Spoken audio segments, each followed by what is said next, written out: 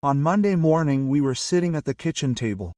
After breakfast I was sipping coffee and leafing through the latest Kommersant when Katya suddenly spoke up. "Igor, put the paper down. We need to talk." Quote. I carefully folded the paper on the table and she continued, "I'm leaving you, Igor. I want a divorce." Quote. That was it. I silently unfolded the paper to the sports section and began reading the results of yesterday's matches.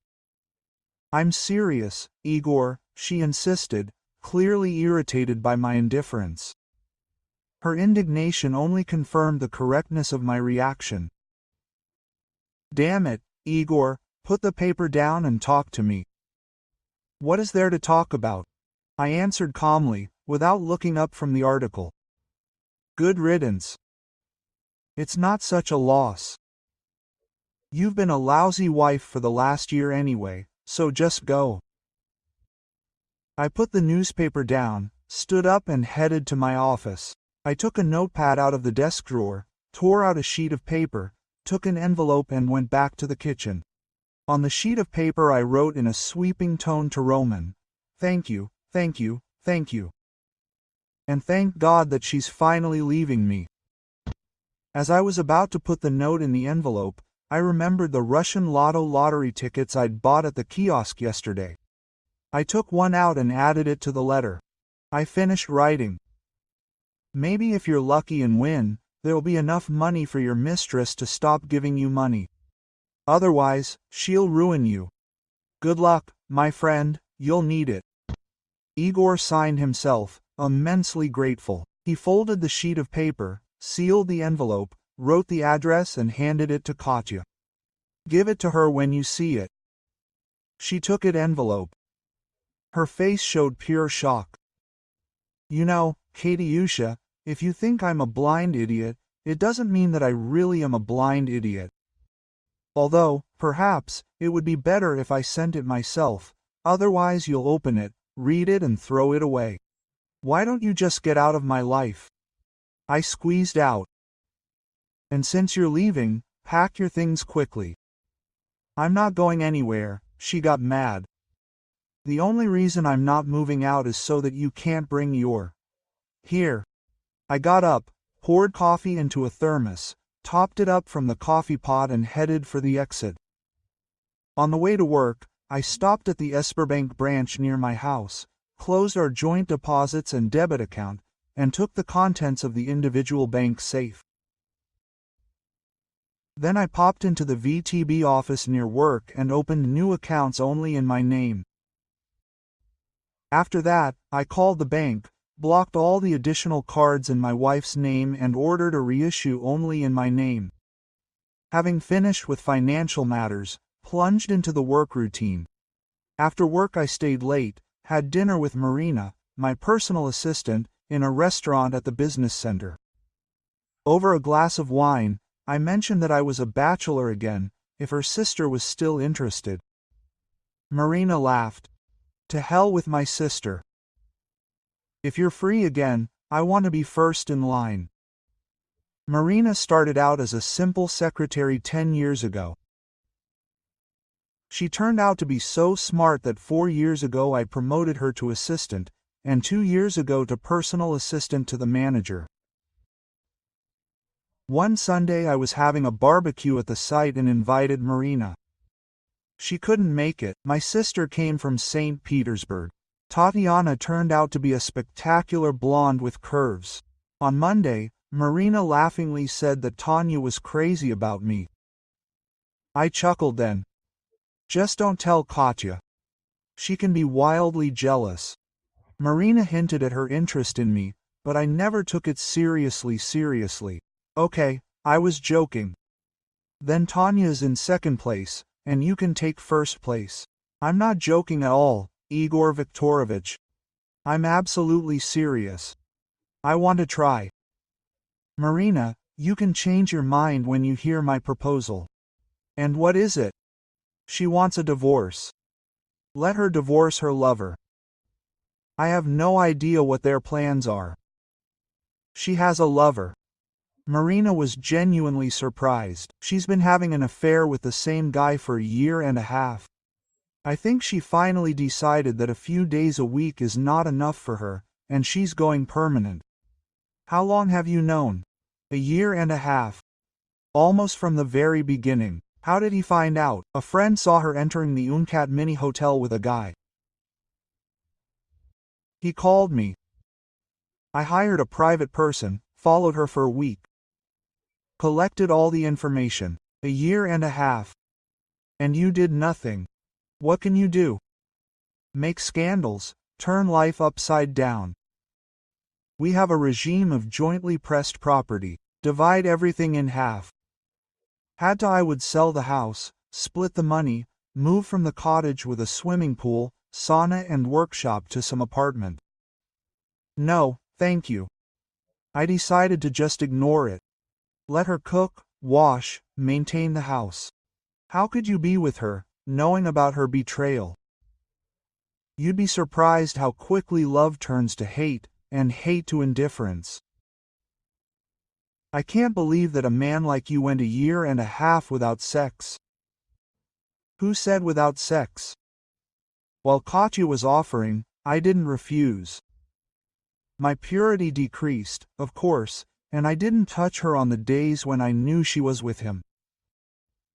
I just stopped making love, only sex. Do you know why she did it? I have no idea. And it's unlikely that he was the first. Do you think there were others? I don't know for sure. But in 10 years of marriage, she entered a certain state 4 times. She behaved exactly the same way as she had for the last year and a half with this affair. Just a guess, but I bet the reason is the same. If she hadn't been spotted and I hadn't been informed, I would still have taken her behavior for another female blage. Maybe I'm wrong, but it doesn't matter. I know about this relationship for sure, enough to understand. She's a cheater. What are you going to do now? I'll wait and see what she does. I closed the accounts, blocked the cards. I told her to get out. She wanted a divorce, let her get a divorce. She doesn't earn enough to support herself and pay a lawyer. She'll have to beg for money from her lover. Will she give the question? I suppose they discussed this before she filed a complaint, but who knows? You're thinking incorrectly, Igor Viktorovich. How is that? If she files for divorce first, she will be in control of the situation. You will be served with a lawsuit, and it could end badly. You can't imagine what she could do. They could force you to leave the house and leave it to her until the hearing.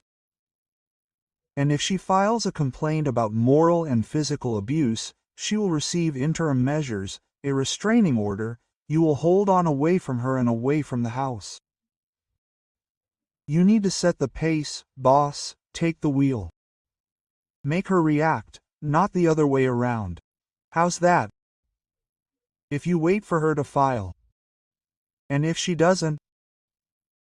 If the lover doesn't give us the money for a divorce, that puts us in the position of adulterers. She can use it against you. She'll say, you cheated and I cheated, we're even. If you file, you can say that from your point of view the marriage is over, and what you do next is legally none of her business, but we'll still be married until the court rules. Being with you is technically adultery. No court will hold it against you if it started after the lawsuit was filed. Looks like I'll have to stay away from you until someone files. If we wait for her, it might take years or just a week, but she'll have control. If you file, you can meet with a lawyer tomorrow morning. She'll be served by Thursday. That'll give me the weekend to work on winning you over. Win me? I'm serious, boss. What's the point of being first in line if you're not going to take advantage of it? She was right, and I knew it. I took out my mobile and dialed Alexei. Lyosha and I had been friends since the 3rd grade. He became a family lawyer, a polite name for a divorce specialist. I explained the situation. He sympathized. He and Svetlana were our friends and he liked Katya, but assured me he would take care of the case in the morning. He asked me to come by at lunchtime to sign the papers, and we'd have lunch at the same time. Quote, just to be a jerk, I added, I need interim measures. I lied that Katya had threatened to do so. If I caused any problems during the divorce, her lover Roman would deal with me. Alexei laughed. Quote, I know it's complete nonsense, but I'll still apply. You do understand that there will be a hearing on these interim measures in 10 days, right? Alexei asked. I can get a ruling and arrange for delivery, but the court must consider the validity before extending the ban. I understand and am ready for this. But the main thing now is to evict her from the house and not let her in for some time. We don't have children, so she has no real grounds for using the house during the divorce. I adhere to the principle of possession of the 9 decadent right. The judge will have no reason to evict me and let her in. That's what I'm striving for. This morning I told her to get out, but I don't know what I'll find at home. Maybe she'll leave, maybe she'll stay. Where are you planning to give it to her? At work. Any chance of reaching an amicable agreement? None. Then see you tomorrow. I hung up and looked at Marina across the table. What do you have planned for me for the weekend? She outlined her ideas. It sounded very tempting. When I returned home, Katya was sitting at the kitchen table, looking through some papers. Why are you still here? I asked, getting a beer from the fridge. This is my home too. I'm staying until we agree otherwise. If you don't like my company, you can move out yourself. Not in this life. Sit down. Let's discuss what to do next. There's nothing to discuss. I know what I'm going to do, and I don't care about your plans. There are things that need to be decided, Igor. No, Katya, it's simple. If you want a divorce, go ahead. Hire a lawyer, file a lawsuit, pay the legal costs. I'll fight for every little thing. We have a jointly held property regime. Everything is split in half. We'll have to decide who gets what in this mess. I'll drag out the process so that your lawyer's bills grow. They don't work for free, you know. Do you want a coffee table? I want one too. The sofa. Sorry, Katya. It has great sentimental value for me. Why did you suddenly become like this? You didn't even show any emotion when I told you about the divorce. You just told me to pack up and leave. I looked at her in the eyes and took a chance. The first 3 times I let you go because you didn't want a divorce. I loved you enough to keep quiet and stay because you always came back. She turned away when I mentioned the 3 times. That confirmed my suspicions. It's hard to say why I stayed. I didn't file for divorce. I thought maybe I did something to anger you and you felt the need to get revenge.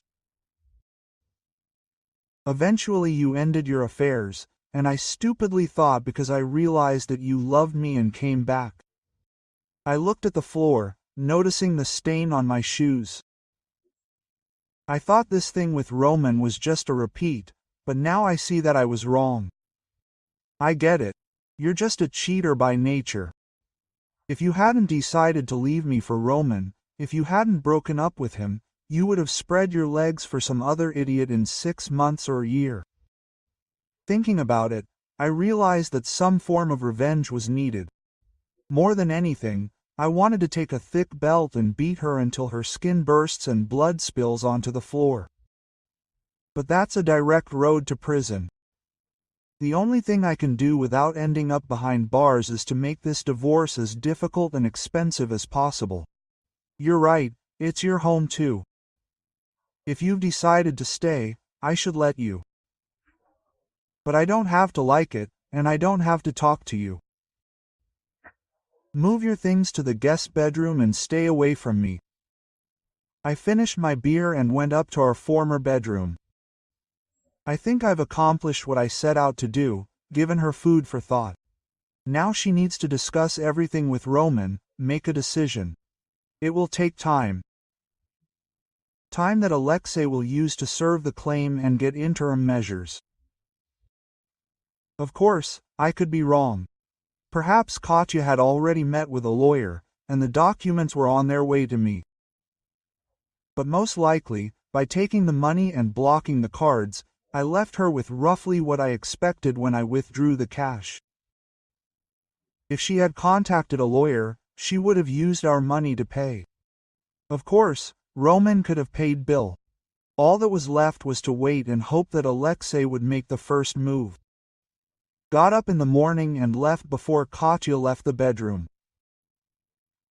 Had breakfast in a cafe in the morning and made a list of people to call after serving the claim. I wasn't going to let her make me look guilty. I'll tell everyone about the divorce and explain the reasons. At work, Marina said she was looking forward to the weekend.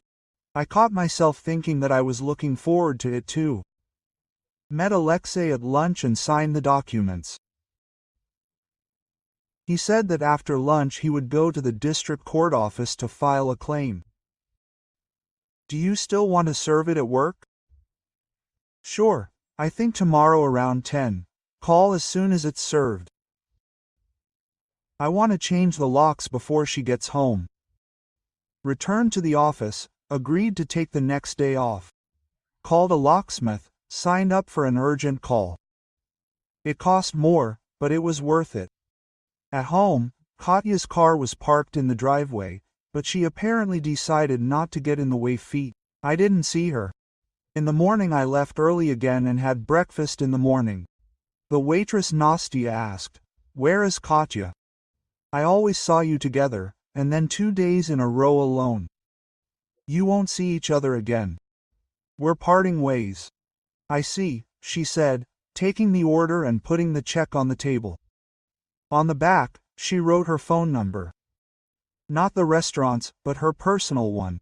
I was speechless. 2 women had shown interest in 2 days. So why wasn't I good enough for my own wife? I'll never know because I'll never ask. I drank coffee, read the morning Kommersant, waiting for Katya to leave for work. Then I went home and started packing her things, moving them to the garage. At 10:15, Alexei called. The documents were handed over. I called the mechanic. He was already working in 20 minutes. Less than an hour had passed when Katya's car drove into the entrance. She couldn't help but notice the open garage doors and the large cardboard sign. "Katya, all your things are in the garage." She stood there, staring at the sign, then tried to enter the house. Of course, the keys didn't fit. She rang the doorbell. I didn't answer. In the end left. I looked into the garage, took a couple of bags. 2 minutes after she left, my mobile rang. "Hi, you bastard." Katya started. "Did you deliberately want to embarrass me in front of my colleagues? This is better than letting you humiliate me in front of mine. What kind of nonsense is this with the restraining order? I was afraid you would ask Roman to come and beat my face in for being rude. You know that. I need to get into the house to get my things." "All your things are in the garage, Katya. The cat didn't change the lapel. Your remote will work. If something is missing, make a list, tell me where it is, and I'll move it to the garage. Stop fooling around, Igor. You're making things more complicated than necessary." "I'm sorry, Katya. The inconvenience I cause you doesn't make up for the years you've tormented me. But I need to do something for my own mental health. Be glad I haven't become aggressive. And tell dates." After hanging up, I sat down with the phone and started calling everyone on the list. Most were shocked by Katya's betrayal, but 2 were not surprised. One said, "Finally caught you." "Really?" Another noticed, always thinking, you have an open marriage. She's always with some guy, and you never mentioned it. Decided to cross these two off my friends list. Katya's parents were the most shocked, tried to convince me that I was wrong. They always treated me well, almost like the son they never had. But I was not going to let Katya tell her version and make me feel guilty. If I let that happen, they would think badly of me, and I didn't want that.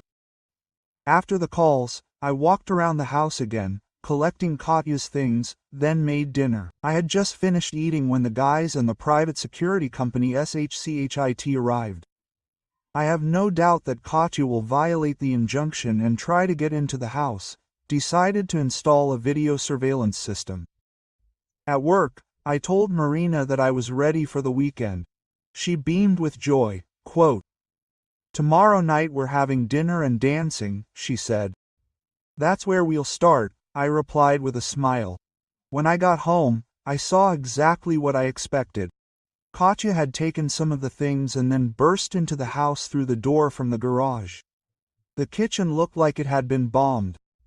Shards of plates and glasses littered the floor. There were broken lamps in the living room, but what made me smile was that she pulled all my clothes out of the closet, dumped them on the floor and urinated on them. All of this was recorded by cameras. Proof not only of a violation of the injunction, but also of malicious destruction of property. Excellent material for the upcoming hearing. I called Alexei. He contacted the police. They arrived, drew up an inspection report, and took photographs. The next day, Katya was detained right at work, taken to the department, fingerprinted, photographed, brought before a justice of the peace with charges of violating a court order and intentionally damaging someone else's property. To my surprise, the judge set a hearing date and released Katya on bail, despite all the mayhem that had been caused. The meeting with Marina went great. We planned a second one for Saturday, which also worked out. On Sunday, we had a great time at a picnic. On Monday, a hearing on interim measures was held. When the judge saw the footage from the cameras, he not only extended the ban, but also ordered Katya to compensate for all damaged property, pay for dry cleaning of clothes and cleaning of the bedroom. Gave her 10 days to comply, otherwise a fine and possible administrative arrest for failure to comply with the court decision. Just to tease me, I hired the most expensive cleaning company I could find. To my disappointment, Katya managed to pay everything the judge ordered. Over the next 2 weeks, I never saw her being held accountable for failure to comply. I met Marina often, but we didn't go further. Apart from kissing, sometimes quite passionately, nothing happened. We were both uncomfortable while I was formally married. However, we were slowly approaching the moment when everything would become serious. The divorce was finalized 6 months later without delay. Standard procedure. The money we had pressed together was divided roughly in half. I refinanced the mortgage in my name and paid Katya compensation for her share. I was saving up in a separate account for an unexpected round-the-world trip for our anniversary. Katya didn't know about this, and I didn't enlighten her. She also had no idea about the deposit certificates in a safe deposit box bought with the last 2 bonuses. There was another small victory. Katya was awarded spousal support for 2 years or until she remarried, but it was set at only $15,000 per month instead of the required $50,000. It was unexpected. Alexei said that we were very lucky with the judges. The one who chaired the hearing on interim measures and the one who handled the divorce turned out to be well acquainted. Apparently, they discussed the cases among themselves. Both had unfaithful wives in the past. Neither believed that an innocent husband should pay for his wife's infidelity. At the same time, they strictly adhered to the law, without going beyond the limits. Things clearly didn't work out with Roman. 7 months after the divorce, Katya lived with her parents. 8 months later, I found myself in the bar of the Easymat Hotel, enjoying a beer and a sandwich with rosbiff. Someone sat down next to me. "I can buy you a beer." My ex-wife's ex-lover turned around. He became curious. He nodded. He called over the waitress and ordered us each a beer. Roman took a sip, put the glass down, stared into it, and began to pick the label off the bottle. A pile of scraps formed in front of him. Quote, "I didn't want to ruin everything for you," he said, without looking up. That night when he met her, she wasn't wearing a ring. He had no idea she was married, and she certainly didn't act like one. She was at a bar with friends and girls from work. I asked her to dance, she accepted. I bought her a drink, invited her to their table. They danced 3 more times. I asked her to meet, she accepted. He fell head over heels in love. A month later, we slept together at every opportunity. At first, we had to rent by the day. I lived with 2 roommates. One was always hanging around the house. I couldn't see her either. She allegedly lived with her sick, disabled mother. She used this to explain why we couldn't see each other more often. She said she could only go out when someone was looking after her mother. He paused, drank some beer, and eventually rented an apartment.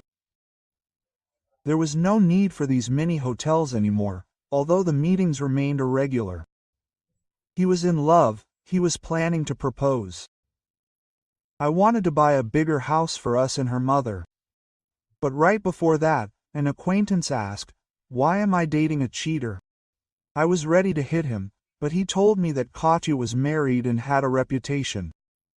"It turns out that she cheated on you with his brother 2 years ago. When my brother found out about her husband, he broke up with her right away." Roman shook his head. "At first he didn't believe it, then he received your letter. He thought for a week before talking. She burst into tears, claimed that she didn't love you, portrayed you as a drunkard, a tyrant who beats her and morally humiliates her. Insisted that she hated you, but was afraid to leave.